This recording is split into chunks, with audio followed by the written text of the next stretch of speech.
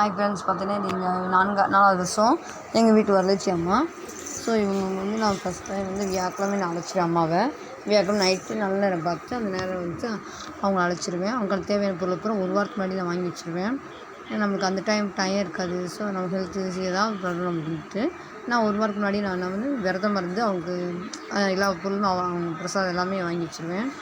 நான் ஒன்றே ஒன்று வாங்க மாட்டேன். ஏன்னா அந்த சமையல் அவங்களுக்கு என்ன பிரசாதம் அது மட்டும், அதுவும் இந்த பூ மட்டும், ஏன்னா அது வாடி இல்லையா. ஸோ அதை மட்டும் நான் அந்த டைமில் வாங்கிக்கிடுவேன்.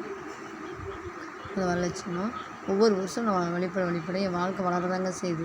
ஸோ தேவையே இல்லைங்க. ஸோ அது மாதிரி நீங்களும் உங்கள் வீட்டில் என்னமோ வரலட்சுமி வைக்கணும்னு நினச்சிட்டு இருந்தீங்கன்னா கூட யோசிக்க வேணாம், கண்டிப்பாக வைங்க. நம்ம கையுண்ட அளவுக்கு வச்சாலே போதும். அம்மாவுக்கு ரொம்ப ஆடம்பரமாக வைக்கணும் அவசியம் இல்லை. அவங்க ஒரு வருஷம் நீங்கள் வச்சு பார்த்தாலே உங்கள் ஆடம்பரமாக அவங்களே உங்களுக்கு கொடுப்பாங்க. அந்த செல்வத்தை நீங்கள் வச்சு அவங்க இன்னும் அழகாக ஆடம்பரமாக நல்லா அவங்க கும்பிடணும்னு ஒரு ஆசை வரும். இப்போ நான் ஒரு ஃபஸ்ட் எடுத்து நான் 9 பேர்த்துக்கு நான் யோசிச்சு டைம் கொடுத்தேன். அப்புறம் 15 பேர்த்துக்கு, அப்புறம் 21 பேருக்கு. ஸோ இந்த மாதிரி நமக்கு வளர்ச்சியை கொடுப்பாங்க. இப்படி தான் நம்ம எடுத்தோன்னே வழக்கம் அப்படிலாம் இல்லை, படிப்படியாக நம்ம முன்னேறி கொண்டு வருவாங்க. ஆனால் நீங்கள் கண்டிப்பாக வருவீங்க.